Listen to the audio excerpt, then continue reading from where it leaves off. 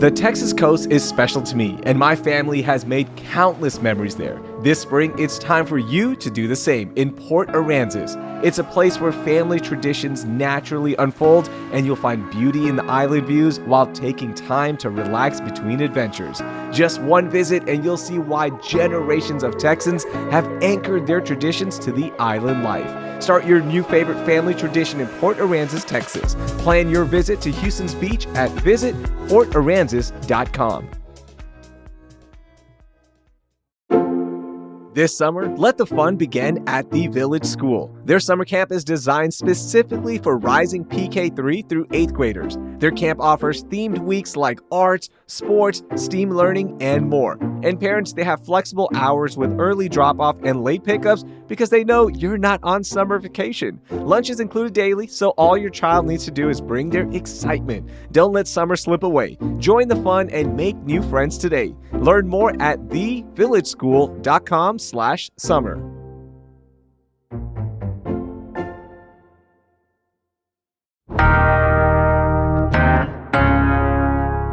Today on CityCast Houston, since President Donald Trump took office, DEI has become a taboo topic, with major companies and colleges pulling away. I wanted to know why diversity, equity, and inclusion is getting a bad rap. So I'm bringing on strategist Niobli Arma to find out what this means for us in Houston. It's Monday, March 17th. I'm Carleon Jones, filling in for Raheel Ramzanali, and here is what Houston's talking about. Okay, so one of our local news stations, KPRC, did a poll recently, and 61% of people said they do not support DEI in workplaces. Why do you think so many people are against this? I think the number one reason people may be against it is that they fundamentally don't understand what it is. And I think it's important to distinguish between what DEI is versus what it's come to mean in the past 3 months. Okay, and so right there, let's break down what DEI exactly is, because a lot of people are confused. They don't understand the term and what it encompasses. So could you give us a breakdown? So DEI, the acronym, diversity, equity, and inclusion, the first thing is you got to understand the origin story. So like where that body of work comes from. And so in the 1960s, at the same time that civil rights legislation was being passed, both the federal government and the private sector were welcoming women and minorities and into the workforce for some industries really for the first time. And what initially happened is you have to imagine, if you think about the stereotypical picture of a work office in the 1950s, like the language that was used, the posture of the men in the room, like all that was changing in real time. And so DEI's origin story was really about risk mitigation. A lot of lawsuits were starting at the time, and companies and the federal government had to draw a line in the sand and say, based on where the country is now, here's what's acceptable in the workplace, and here's how you make sure that all people feel welcomed and have a seat at the table. So DEI 1.0 was really about risk mitigation and compliance. I will say that over the years, it changed and it widened to include other things. But the origin story of DEI is just a widening of who has a seat at the table and the posture they get to arrive at when they sit down. That was a really great breakdown. I want to know also, how does it play out in really like everyday life? You know, so many people are just thinking like, oh, it's just something that might be in a college campus or at their workplace. But what else does it encompass? So many things. So, Carly, I think it's important to say that the way in the context of which we're talking about DEI today is exactly what you said. It's so broad. You know, historically, DEI programs were corporate company entities were doing things like employee resource groups. And so all the women could come together at a particular company to talk about their interest and what made sense for them. Different cultural backgrounds and race and ethnicities would have employee resource groups. And so that's part of that DEI 1.0 I was talking about. The question you're asking about how does DEI play out today, I actually think the best way to talk about it is in the broader context of broad equity strategies, which are the things and the practices and programs we put in place to increase opportunity for all. And so you could have DEI being everything from an employee research group at a company to an affinity group within a corporation. It could be a board training for a nonprofit organization that wants to enter into a new community that they have never been in. And so they want to think about what are the practices and customs of that culture that they want to enter in. I mean, this is the month of Ramadan, and it's very normal to say Merry Christmas, but how many people are accustomed to saying Ramadan Mubarak? And so, like, that's an example of how DEI take place, is that it's a widening of the language and tools we use so that everybody has a seat at the table, so that nobody is excluded. So it's really a tool, but it's also a process and a destination. But I think because of the lack of specific definitions, it's come to mean something that it's actually not. That's interesting. Okay, so Houston is one of the most diverse cities in America, as we know, which is really one of the key parts of DEI. Can you paint a picture for me of what Houston would be like if we never enforced DEI in the first place? Oh man, I mean, this question hits home. Like I Yeah. grew up in A-Leaf, and so I am from arguably one of the most diverse neighborhoods in the country. Because A-Leaf, is in the southwest part of our city, is where a lot of this diversity intersections sit. And so I can tell you, without DEI in the context that we're talking about it now, Houston would not be what it is.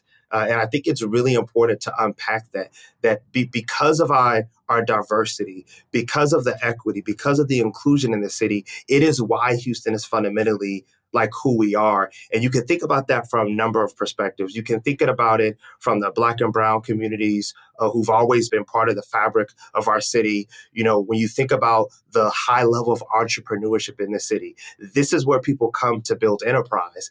And although we still have issues, we have a long way to go. This has always been a city where if you're willing to work hard, you could come make a life for yourself here. And that not only has been true for the Black and Brown communities in Houston, it's been true for all the immigrant communities from around the world who have come to call Houston home. And so I think it's important for folks who are thinking that they're anti-DEI, our diversity is our strength. When you go into one of those amazing restaurants on the southwest side of town and have cuisine from around the world, that's diversity playing out. When you go to the rodeo and you get to choose between Tejano night or a Black Heritage Cultural night, that is our diversity playing out. And so I think it's really important to make DEI and equity synonymous with who and what Houston is as a city. Yeah. And so everything you said was basically just a bunch of positive things, amazing things that make Houston such a great city. So, with DEI having so many positive aspects, why is President Trump making it something that has turned into a negative term? Why is he trying to get rid of it? Carly, that's a good question. The easiest way to answer is that the diversity that we have celebrated in Houston, we know from research that we are ahead of the nation. For quite a while now, we've been a majority minority city. For some people, that diversity is scary. For some folks, that diversity is threatening. And there is a faction in our country that doesn't want this destination that equity has brought us to, where people of multiple identities, multiple orientations can all show up and be their best selves. That doesn't work for everyone.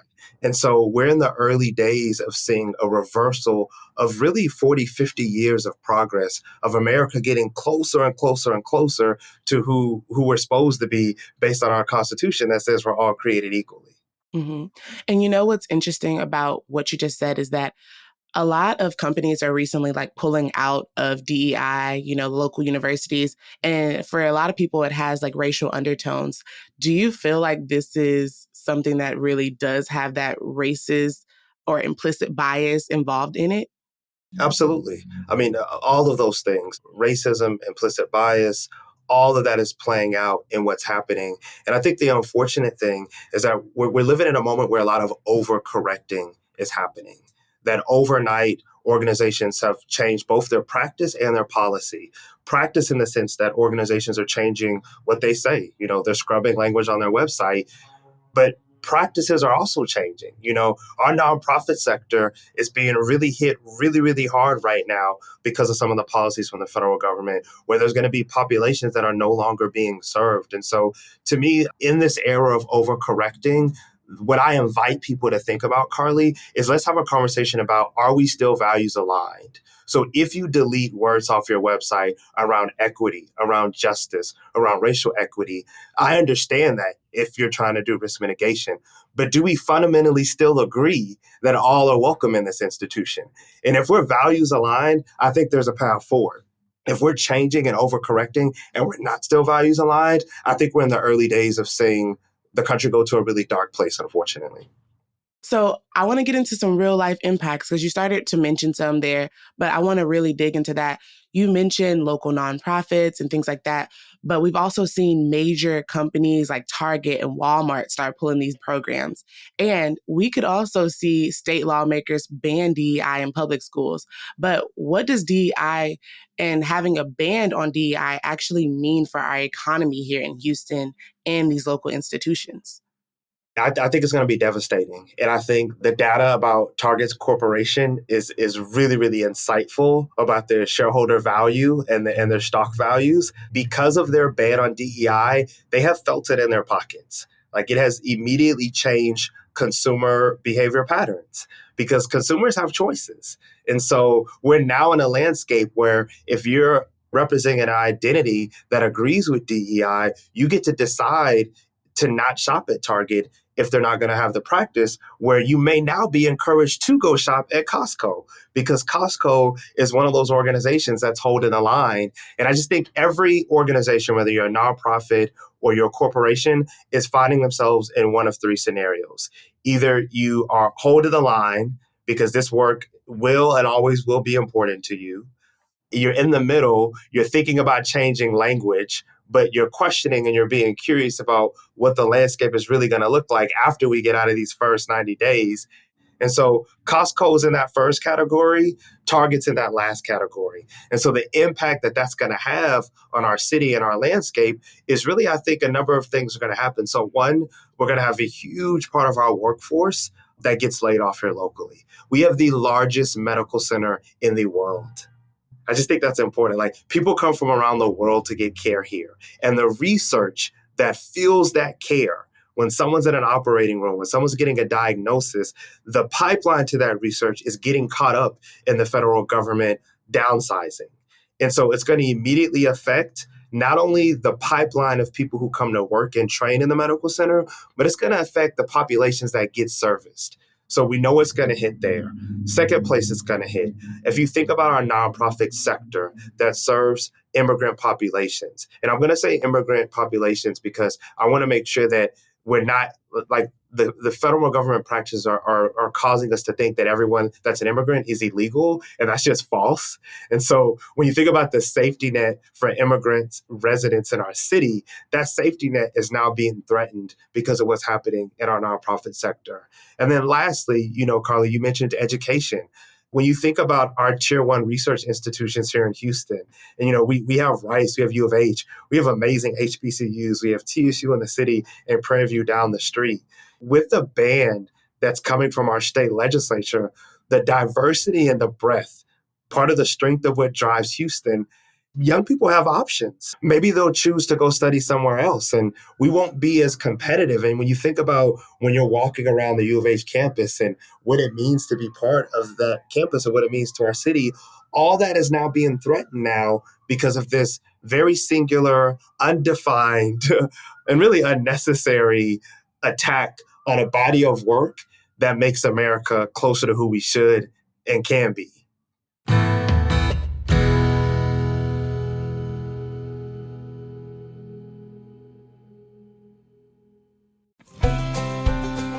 Bryan, Texas is the place to be, and with 3 fun festivals over the next 3 months, you have a lot of reasons to visit.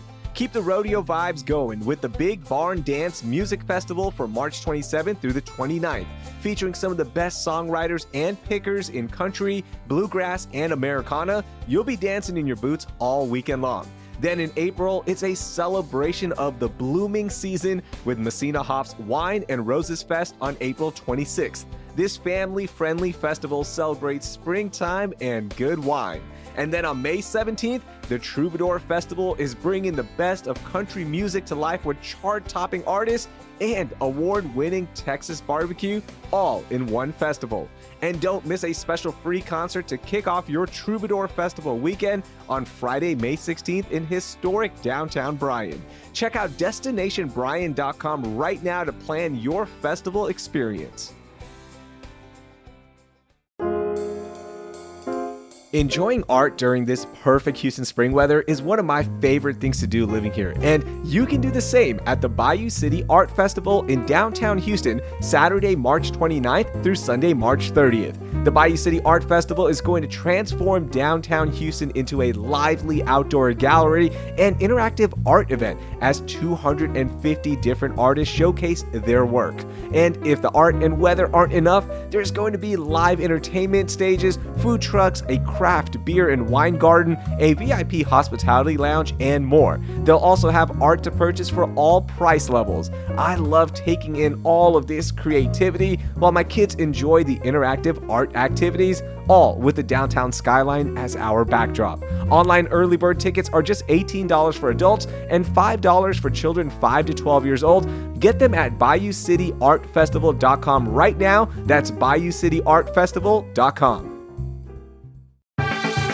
Trust me when I say this, you've never experienced anything like Meow Wolf before, and nothing I say is going to prepare you for just how incredible Meow Wolf radio tape is, but I'll try. You start by walking into a community radio station, and from there, ordinary objects take you into a mind-bending world where art, sound, and storytelling collide.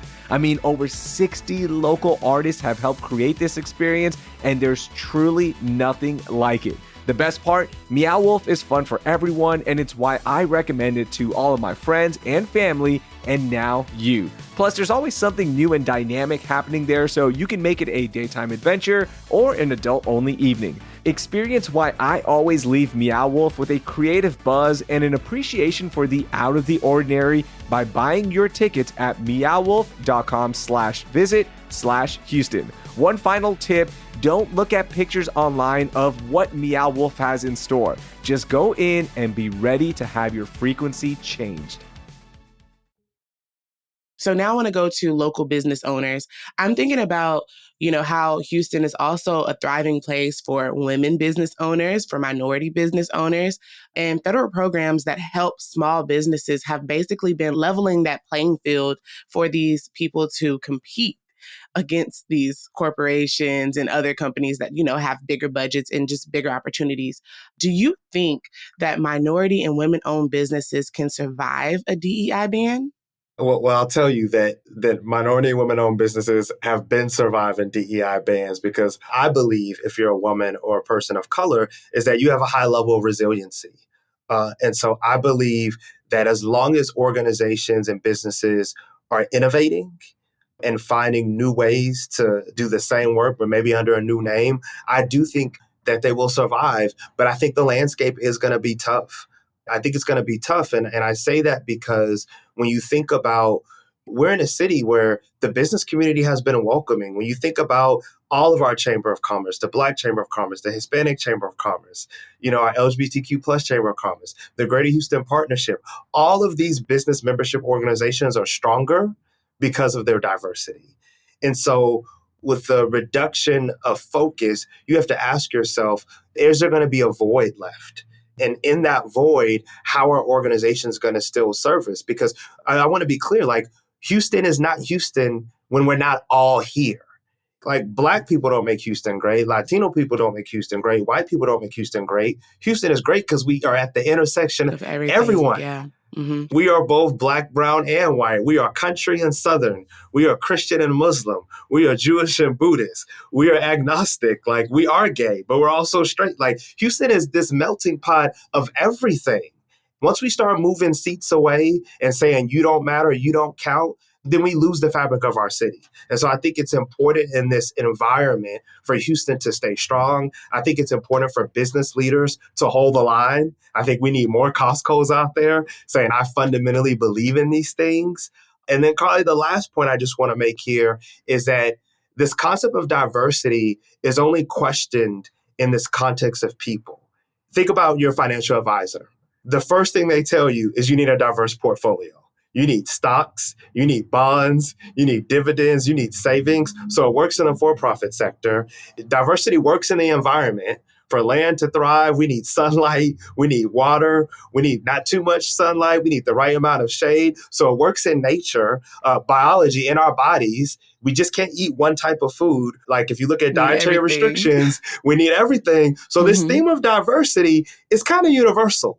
And so if we just deduce it to the most simplest terms, diversity works in every aspect of our society. So why are we questioning it when it comes to people?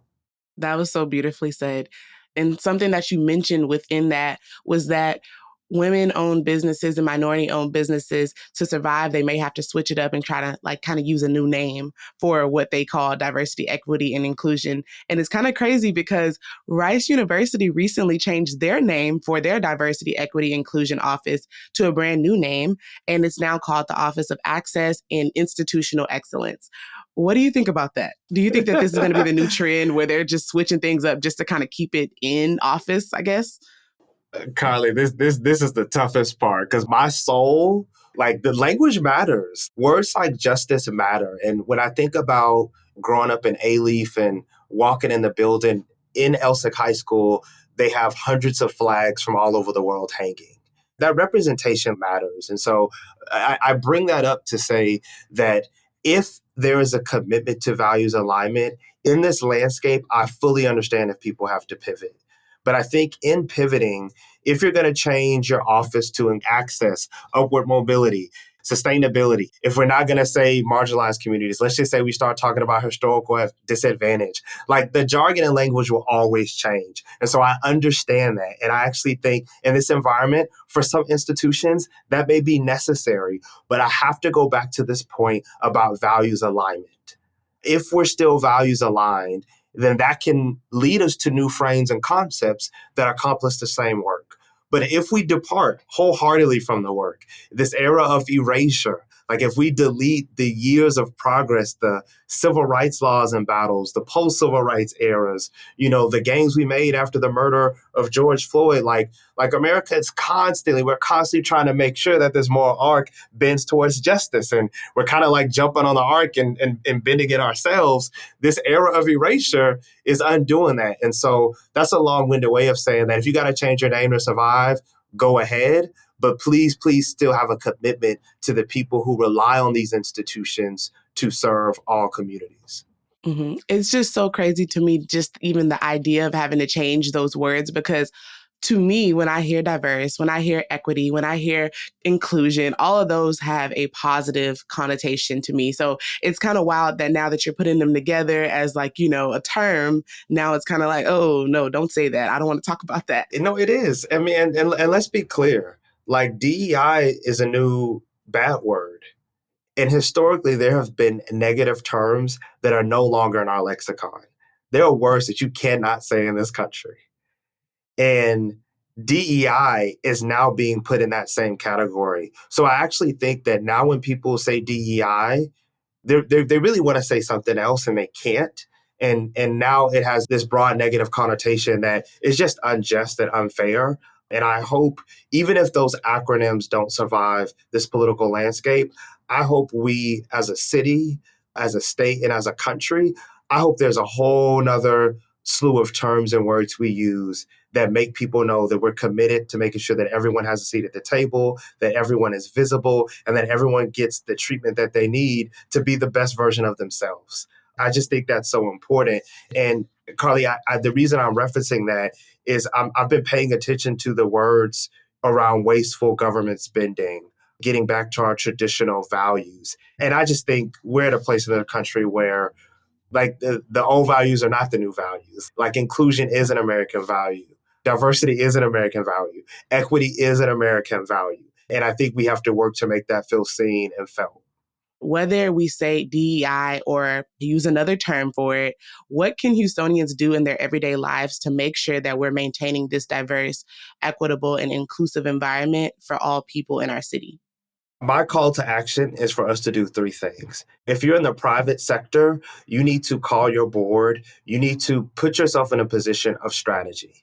Like, what does this mean for the people in your company? How are you going to continue to serve them? Even if you change the names, how do you double down on your commitment to all your employees? And so I think companies need to not keep waiting to see what's going to happen or what comes down from federal or state government, but let's get ahead of this. Maybe use it as a time to redefine our DEI projects in a way that is even better. I think the second thing we need to do is this is now the time to let your values drive your spending power. Go spend money at businesses that represent diverse backgrounds. Like, let's actually support small entrepreneurs because that's part of the backbone of our economy here in Houston. So let's fully support folks who still support us. And then I think the last thing we need to do is we actually need to be thinking about the most vulnerable. People who are experiencing harm right now, and what mitigation strategies are we doing for frontline workers, people on the front lines of the immigration policies that are coming down? Like, how are we both making space to both serve that community, but also help that community find new grounding and new footing? And so I think this is not a time to be too still. I think some of us need some stillness, but this is a time to strategize, to organize, and to innovate. That's what this moment calls for. That's what it's propelling us to do. And I think on the other side of this, we'll be stronger for it, because this is the work of the 21st century, is making us be more inclusive, more equitable, and more diverse. So I don't think we should let the federal administration or our state government stop us from something that fundamentally was a value 3 months ago. Real values don't shift that quickly.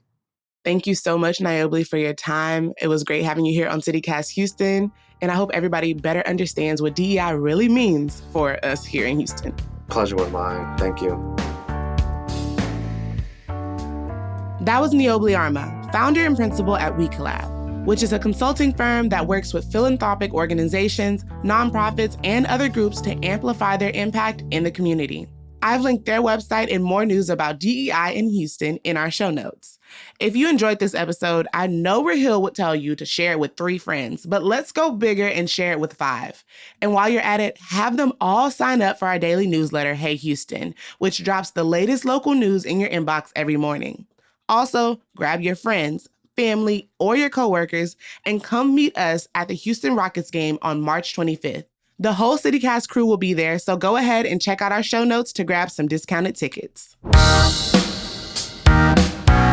That will do it for today. Happy St. Patrick's Day. Thank you for listening, and I hope you learned something new.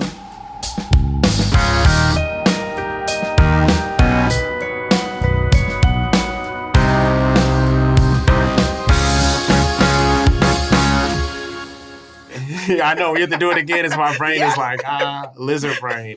Okay.